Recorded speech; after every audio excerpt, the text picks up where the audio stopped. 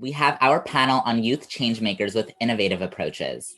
This panel will feature diversity talks from Providence, Rhode Island, Integrate NYC, and Colorado Youth Congress, and will be moderated by Dr. Meira Levinson.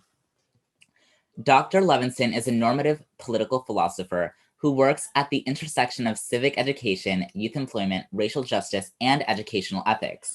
The author of multiple books, Dr. Levinson is a big supporter of youth activism and helps curate resources for the website youthinfront.org. That is youthinfront.org. Remember, if you want to ask a question, please use the Q&A box at the bottom of your screen and use the chat to show our panelists some love. Please welcome our panelists, Valeria, Maryam, and Sahil, as well as Dr. Levinson. All you guys. Alex, and I'm really excited to be here with our truly amazing panelists, and it's been so great to listen to all of the presentations today, and this one is also going to be really phenomenal. So let's go ahead and get started. I'm going to let the panelists introduce themselves and their organizations, starting with Valeria. And if you can just tell us a little bit about who you are and what organization you represent and the work that you do with your organization, and something exciting about your organization that will get us excited to learn more as we go through the panel. Valeria, you want to kick us off? So my name is Valeria. I'm a junior in East Providence High School in Rhode Island. I am a student-led facilitator for Diversity Talks, which is an organization that lets students talk about systemic issues about the environments around them in workplaces and schools, and addresses issues that need to be concerned with the adults. I want to be a liaison for people who are in need and those who want to be their voices uplifted. I strive to be a lawyer when I in Mulder, so I am working on that, and I love working with the community, and I do volunteer. And then one thing that I really love about these workshops and about these panels and webinars is seeing the impact that I make, even if it's just a little bit. I love seeing that and seeing everybody else's voice and everybody else's experiences. Great, thanks, Valeria. Maryam, you want to take us next? Awesome. Thanks y'all for building this space out. So happy to be here. My name is Maryam. I work right now as on the legal advisory board of the Peer Defense Project, which is the legal arm of IntegrateNYC. Integrate's platform has largely been advocacy against surrounding real integration, and Peer Defense Project is kind of the legal arm of things. And our mission is to really materialize the values of movement lawyering for young people by moving the material resources and the knowledge and all the institutional power out of court and into the hands of young people, and kind of find a way to bridge those gaps. Most recently, we've been looking at the law that surrounds the rights of young people, because we have projects around abolition, integration, and suffrage. And it's been really transformative to see kind of the sheer power of the base of young people in New York City, compared with like all the rights that were simply like written out that were not allowed. And that has been like a very important moment to like build with my peers and my colleagues. So it's been really interesting work. Trying to hold each other as we like come to these realizations and try to vision like brighter futures for us all. So thank you very much for having me here. Thanks, Maryam. Sahil. Hi, my name is Sahil Bhandari. I represent the Colorado Youth Congress, obviously based in Colorado. And honestly, our work is really with students across Colorado, and more importantly, people in power and others who actually can help us. We work with mental health and racial justice. And the biggest thing that we do is we take our time finding the solutions to a lot of the problems that are seen in Colorado, but most importantly, all throughout America. There's a big problem in the system, and in all honesty, CYC is just one of the big groups that are trying to help out and change that problem.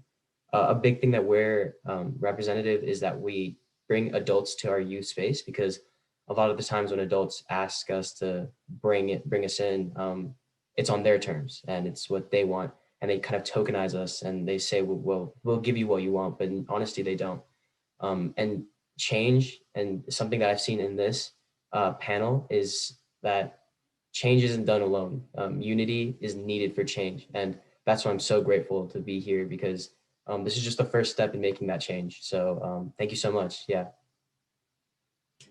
Great. Can we stick with this for a second? So talking about change, talking about big problems, talking about working across an entire state, like this is hard. This is really, really hard for anybody. It's, many people are going to think it's even harder for young people, who we heard in the, I think the first panel for today, that the one thing that adults have on youth is more experience. And sometimes that can lead us astray, right? Because we use our experience to tell ourselves what we can't do, or that limits our imaginations. But on the other hand, right, there are, adults may have shortcuts. Like, how do you work across an entire state on systemic issues, which are by definition big, often can seem intractable, in areas where, youth don't necessarily have expertise starting out? Can you talk to us more about that? Sure, absolutely. The key word is together. This shouldn't be youth versus adult. It's, in all honesty, it's together. And that's what CYC is all about. And we actually implemented something called the Systems Change Network, where we talk to funders, we talk to school board districts, we talk to people in power, because obviously, like you said, adults have the experience and they have the privilege and the power. And the only way we can use that is by using it together. So, and like you said, it's so hard because it's such a statewide thing. It's such a big, big goal. So something that CYC has done is we've divided our entire group into two parts, like I said, the mental health and the racial justice, so that we can actually focus on a solution. And the biggest thing that we're doing now, and we're going to continue doing for the next few months, is actually learning about the problem. Because if we take a look at the problem for maybe, a week or even a month, there's so many things that we're going to miss. And if we don't talk to the right people, get the right perspectives even, I don't think we can find a solution. So to answer your question, we ask the adults, we bring them to our space and we use them to our advantage, not so that they can use it for some product or for some money. We actually want to make a change, and I know we can do it together. And that's just the main thing that CYC is about, togetherness. So I want to come to Maryam and Valeria to hear your techniques too, but I'm super curious, Sahil, how do you specifically get an adult who is used to having, at best, youth come to them, come to you? How do you get them in the door? Wow, that's a great question. And that's something that we worked on for a long time. We actually had a lot of approaches. We talked about it with other students and members of CYC. We asked, maybe we can go to them like physically, maybe we can call them, we can talk to them. But the truth is that adults, as much as they don't want it, they actually do want change. So what we did was we asked them, we simply asked them, and we invited them. We told them what we are. We're a group that wants change, and we know you can bring that to our table. So we simply asked them, hey, come to our meeting. We're having a meeting. Learn about what we are and learn about what you can do for us and how we can help you. And honestly, asking doesn't hurt. And that's how we got to where we are, simply just asking.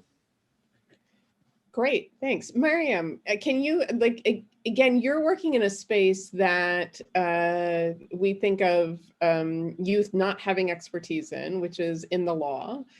You are not a trained lawyer, you're a college student, right? So in the green room, we were talking about ways in which nonetheless you can get experience in law and use tools of law, even if you do not have a law degree and you're not a member of the bar. Can you talk to us about how you and your organization use legal tools to make change from a youth perspective? There's the law is like everywhere, honestly, but what we come to every day is that like you can write laws down, but oftentimes like you're not experiencing that that change that they're supposed to bring.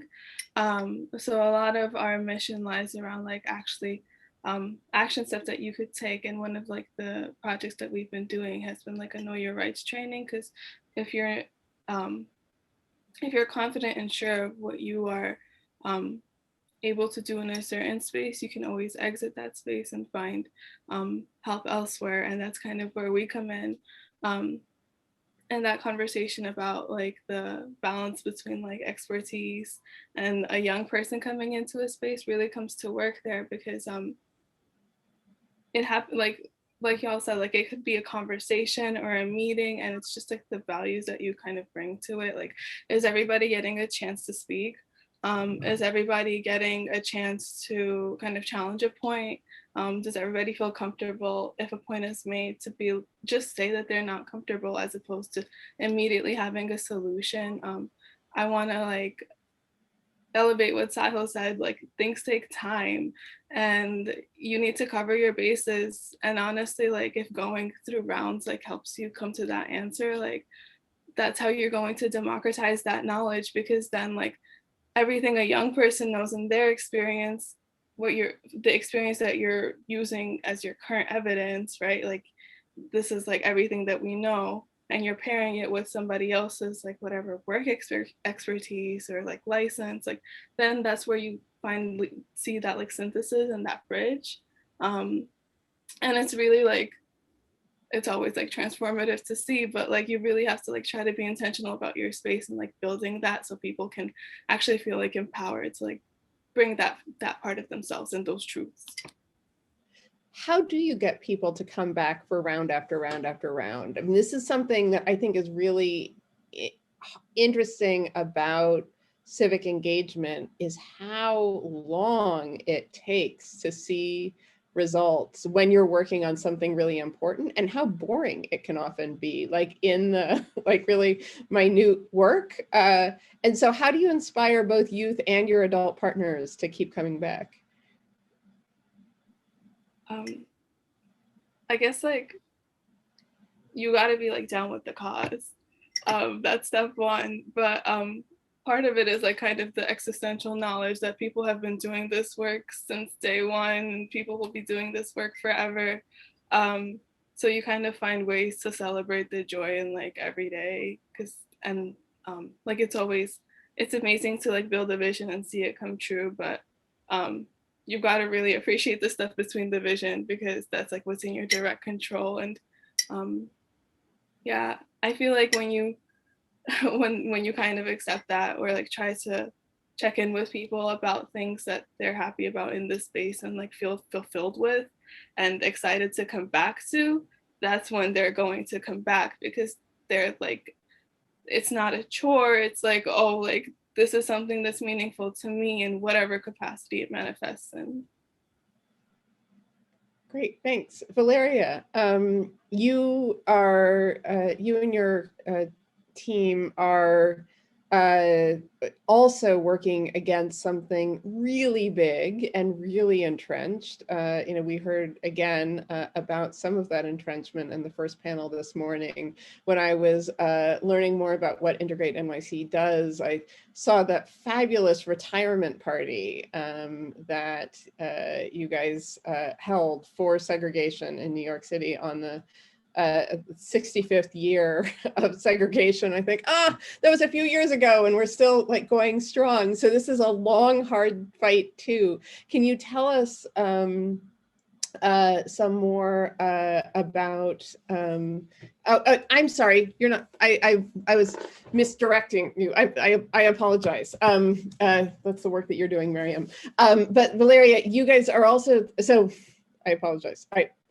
You guys are doing amazing work as youth, offering professional development to adults, which is, adults, frankly, like, I was a teacher for a number of years. Adults don't like getting professional development from other adults, let alone getting it from youth. So I'm curious, how do you do that work? And again, get yourself in the door and get the adults in the door to learn from you? So one of the things at Diversity Talks that I've kind of picked up is the fact that we've got to all lean into discomfort. These are hard to discuss topics, and it's all right to feel a little bit uncomfortable. We also lean into vulnerability. We share out our experiences and our perspectives, even if others may not agree with them. And we don't hold that judgmental view. We allow their room to growth. We allow the room to learn. We know that it's a learning process. We stated from the start. This isn't going to be something that we're going to see impacts from day one. We're not going to see this from overnight. Perspectives don't change that easily.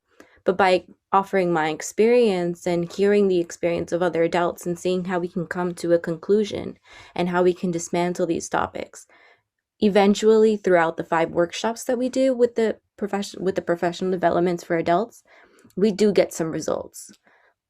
It's definitely an emotional process. We've had some emotional ends on my point, and then also from the adults, but it's not something that we can afford to ignore anymore. It's not something that we can just put to aside. The perspectives of children and the perspectives of youth and teenagers are as much as important as the perspectives as the adults. Even though they might have the experience as youth, we also have the insight of what it feels like to be not in power. So I feel like letting that stated out and known is something that will really help dismantle and bring unity between youth and adults. Sahil, did you want to jump in on this? No, sorry, I actually raised my hand.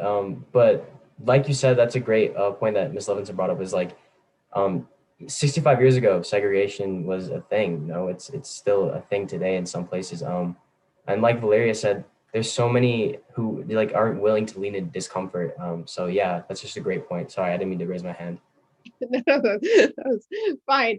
So yeah, this issue of dealing with discomfort seems super important. How can you each of you talk about a time when you have been working with adults who have initially been resistant to the work you're trying to do, and how you have addressed or overcome that resistance? So I can start off. As diversity talks, we are split into a couple cohorts for each city. One of my cohorts for East Providence High School wasn't as open-minded as we initially wanted to be, but it was okay because we are working towards that fixed mindset to an open mindset. And having that comfortability, it was awkward at first. There was no silence, there was no conversation, people didn't want to speak out, and it gets better as the workshops go through because I'm not afraid to give some of my experience about it. I'm going to let them use that silence and turn it for a reflection moment of how it can be reflected on them and how they feel about the situation. We call in, we want to hear their voices, whether it's something that we agree on or something that we disagree on. We want to hear that conversation happen just to break down those conversations that are happening. Yeah, that's pretty much how we do it. We get a lot of discomfort. It's something that we have to dismantle, but we have an opportunity where adults have been reluctant to listen to the youth. And that is just a moment of realization of, okay, we understand that you're not wanting to listen to us, but tell me why. Why are you feeling like this? Like, just listen. We offer that vulnerability, we offer that discomfort.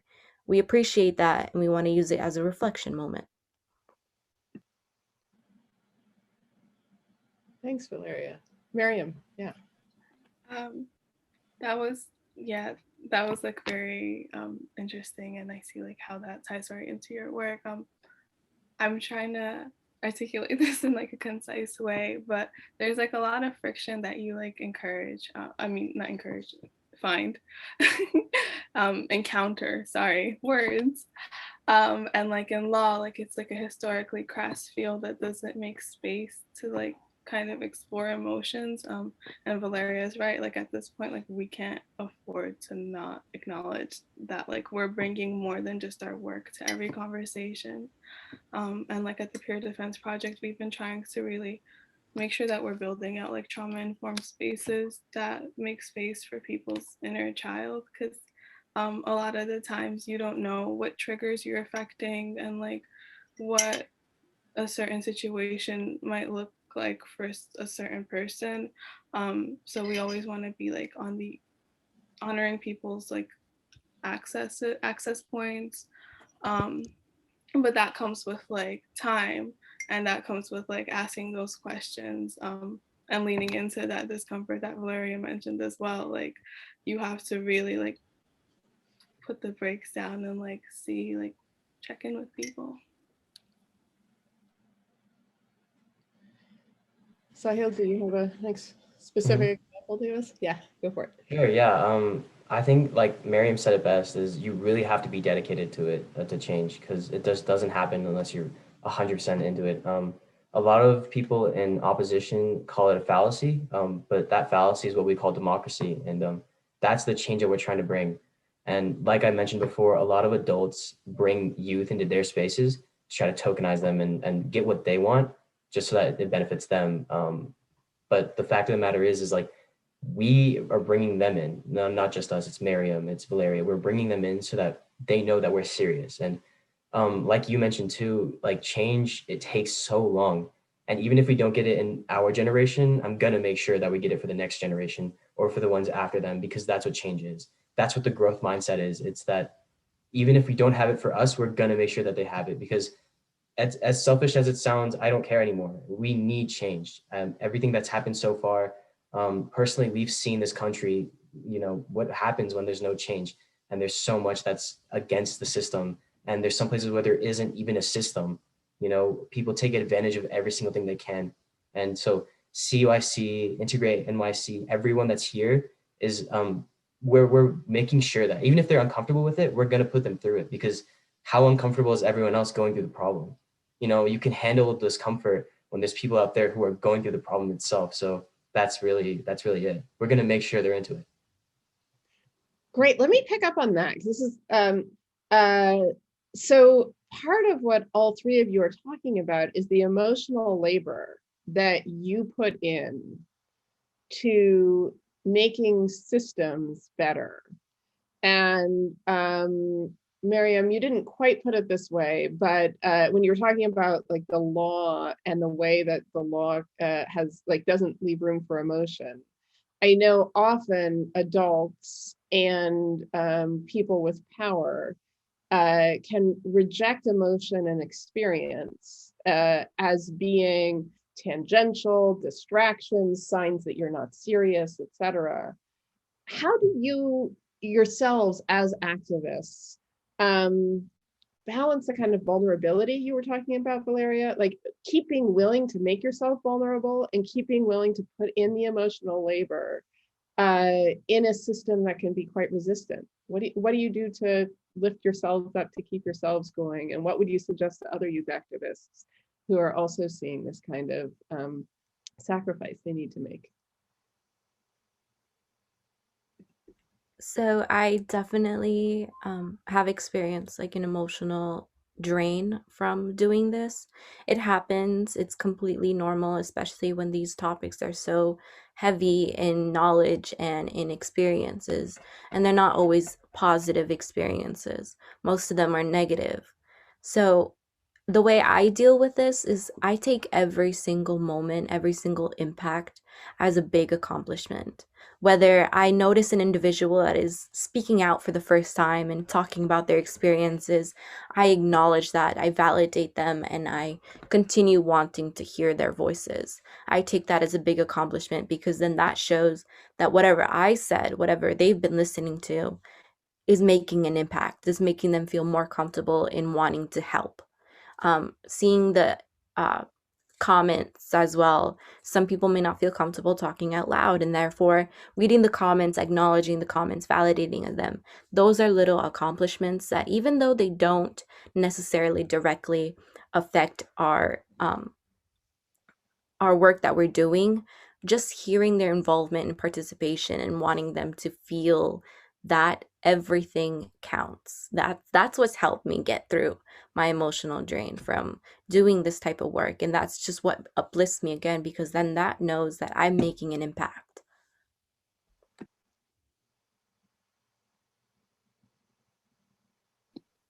I'll jump in. I think like there's gotta be that growth mindset and that acknowledgement of like every thing that happens that both of y'all were referencing. And that's literally like how you make the space for all those gut feelings that people feel and like aren't able to articulate into words like the first time they feel it. So when you're able to encourage people to know that like they will be heard, that's kind of when the emotional labor kind of vindicates itself and you're able to have like a release, because like you're all essentially, if you're not empathizing, you're sympathizing, and you're holding that moment and like continuing to like vision forward. um, but I guess like right now we're like in a pandemic, so this is like a bit of like community that you you wouldn't like. This is like we're building a very new space like behind the computer for every single day of my life for the last like and like entire memory I have. Like we're really going through something new. So every little thing that we do literally does count because we're building like a new way that the society is functioning. So I do think like taking that into account every day like really changes how you let yourself breathe through the day. Yeah, so like Maryam said, growth mindset is so important. At first, I had a closed mindset. I was like, I'll take the pain because no one else will. I'll be vulnerable because no one else is willing to. But like this, watching other people have the same goal and making these small accomplishments is one of the biggest things you can, because like you said, time is not on our side. It's so much time. But these small accomplishments are so important. And like Maryam said, just because we're in a pandemic doesn't mean the problem is stopped, right? No one's waiting for the pandemic. Systemic change isn't going to wait for the pandemic. It requires as much time as we can get. So at this point, it was at first, I have to be vulnerable because no one else is willing to be. But now it's like, I know we can do this because it's not just me. It's not just CYC. It's not just everyone in Colorado. It's everyone everywhere is willing to make a change. And I have to keep going so that I keep up with them. Because like I said, change is it's a train. It's not gonna stop for anyone.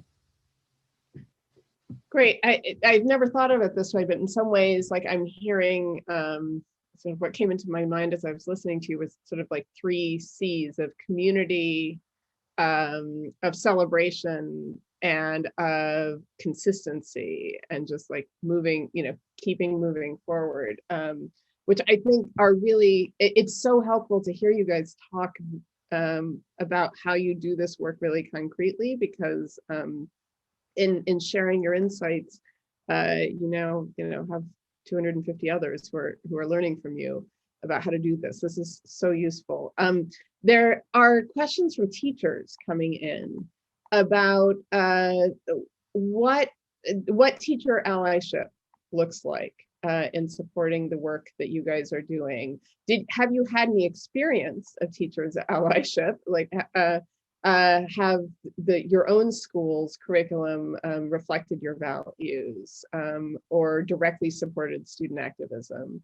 And also, what would you like to see schools be doing to support your work? So I've definitely experienced some teacher allyship and some authentic allyship. There's a difference between having it just state by the book and then also just being authentic about your feelings.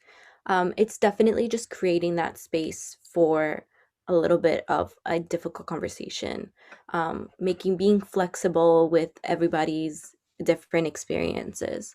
Everybody is different. Everybody will have a different experience. Therefore, sometimes teacher might get overwhelmed with having so many students with different experiences and different things.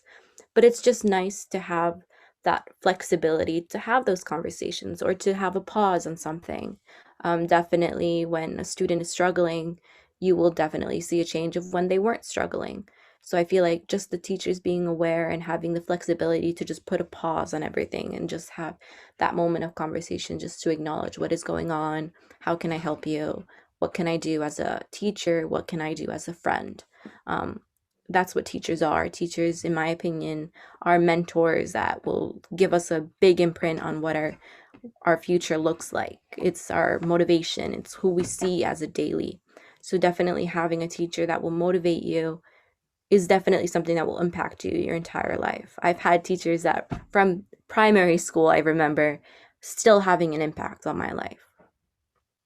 So can I press you on this a little bit? Because, as teachers are thinking about having student activists in their school, and they may be motivated to be allies, in part what I'm hearing you say is you can be an authentic ally without this being a humongous lift. That your experience of authentic allyship by teachers is they're making the space simply to ask you how you're doing, to ask you how they can be helpful without then they're like sponsoring the student activism club or like, being out on the front lines with you. It's really just being a caring person who's there. Is that right?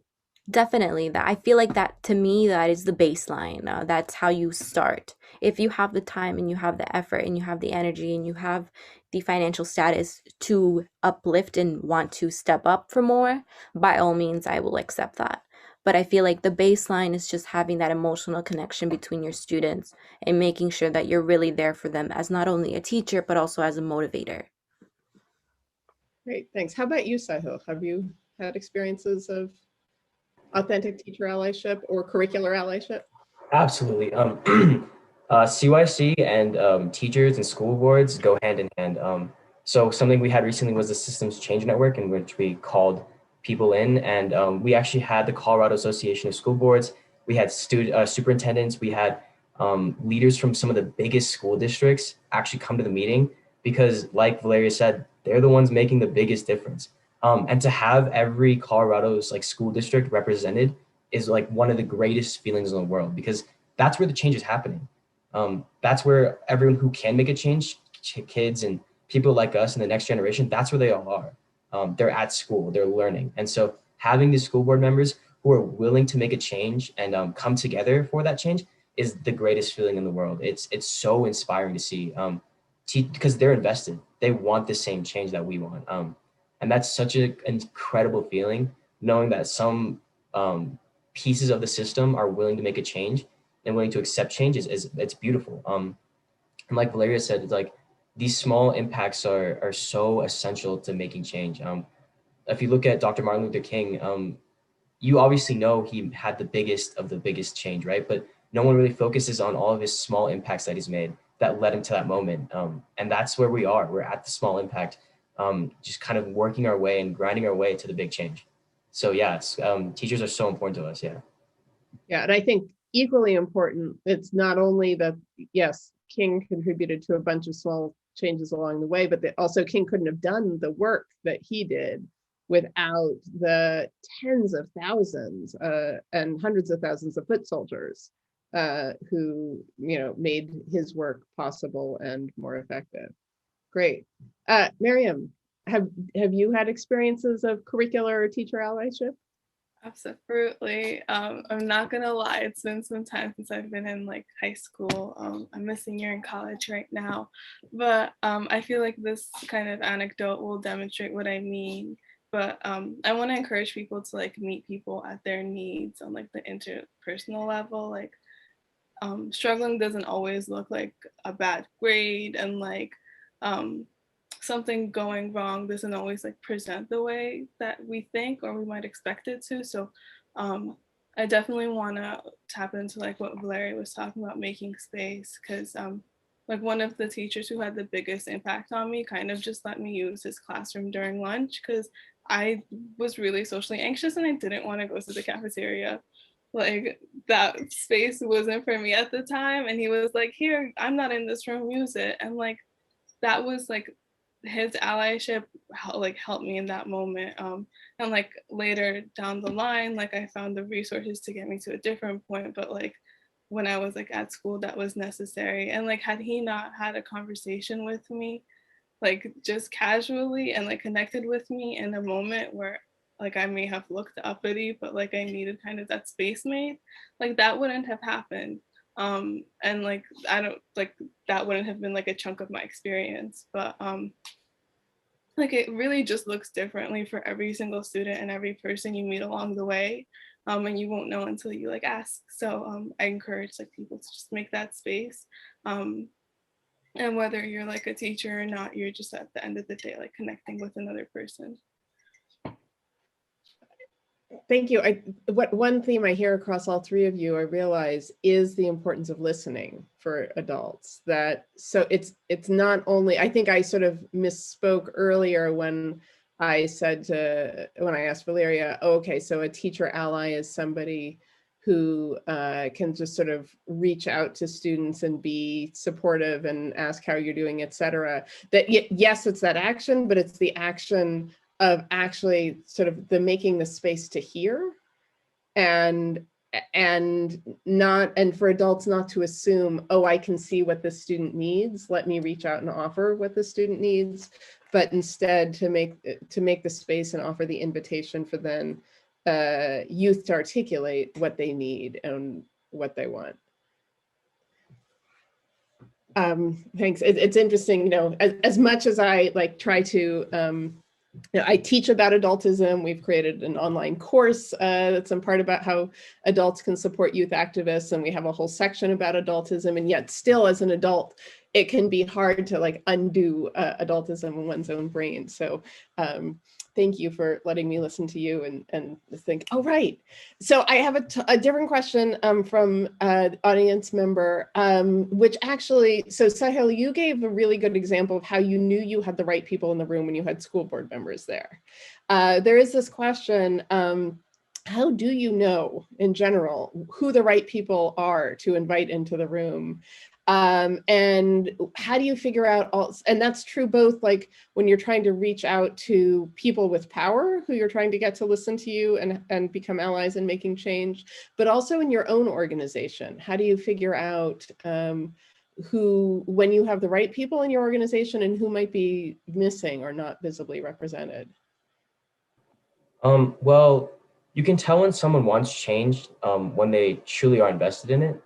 That they're not just doing it for clout, or they're doing it for respect from other people. When they truly want change, they'll go for it. And that's how we knew we hit the right spots, when we actually asked these school board members, these resources, these funders to come to us, and they said yes, but they stayed after and they continued to ask us, and they continued to want updates and they want more. And we updated them. And that's what CYC is about too, is when students reach out and we reach out and we say, hey, we need help, and they come to us and they actually try, that's how you know you're doing something right. And that's how you know you hit the right people. And that's so important, because the right people make the right difference. So like I said, yeah, if they're there on our terms, there's nothing they can use. There's no tokenizing our data. There's no using us for their benefit. If they're there on our terms. We're doing it for change. We're not doing it for money. We're not doing it for respect. We're doing it because we need it. So, yeah.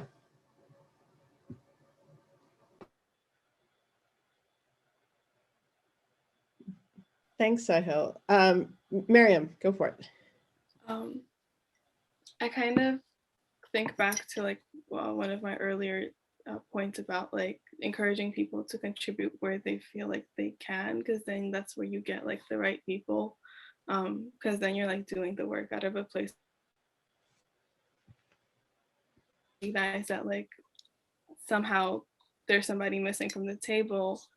That's when you start really tapping into your networks and really putting your table in front of a mirror and saying who's not here, who's not having this conversation with us, whose perspective might be really important to the vision at the end. It's not always about who can materially contribute immediately. Sometimes it's talking to people who only have space for that time, and that's it. But kind of making understanding that people from everywhere should have the space to contribute, not necessarily if that has to look like a long relationship. I agree. It's not just about for people who are actionable or anything. It's more the right people, and diversity talks would be just someone who is able to give that emotional connection, that emotional vulnerability. That is what counts, because even if they aren't the one that is able to do the actionable event, another person hearing their perspectives might be that person that do the actionable event. So I feel everywhere there is a place and there is a part where anyone can play that is still crucial to the entire work that we do. And so you guys have done a great job of sort of speaking about how you figure out whom to pull in from the outside. How about creating appropriately inclusive organizations yourselves? How have you done that work? I can take that question. So like I stated, systemic change applies to everyone, right? So it's not just like school boards or teachers, even though there's such a big part of it, it's not just them. And that's something I think that we've all realized. And a big problem that we've had is finding people who are willing to make a change, but finding them out there and finding people who represent them. You know, it's so hard talking to one person because like you want to make so much change for them. Like you want to help them as much as you can for a specific group of people. And it's so hard when there's no one to represent them, you know, because there's no way that you can help every single person unless they're represented and unless they're, you know, willing to talk about it. So at what we do with COC is we find anyone who's willing to listen, because if they're willing to listen, we can bring them in. It's like an example I bring up. It's like how Spider-Man is inspiring to everyone in New York, but who inspired Spider-Man was one person, right? So one person can make the difference. It's Uncle Ben, right? If you have one person to inspire another person, they can inspire more people. And just finding one person who's willing to listen is all we need, because that's just the first step in growth. It's the domino effect. Great, thanks. Valeria, go for it.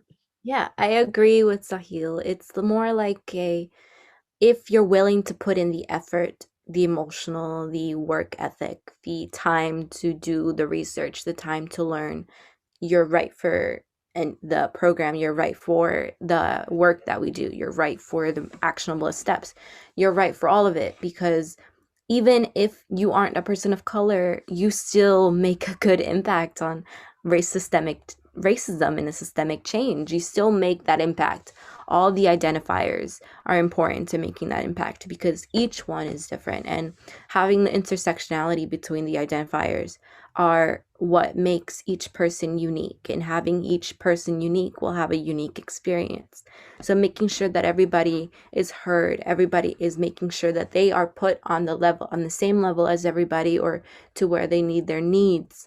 That's what is important about diversity talks, because not only are you needing people to step up, you need everybody who has an experience to share, to make sure everybody's being heard.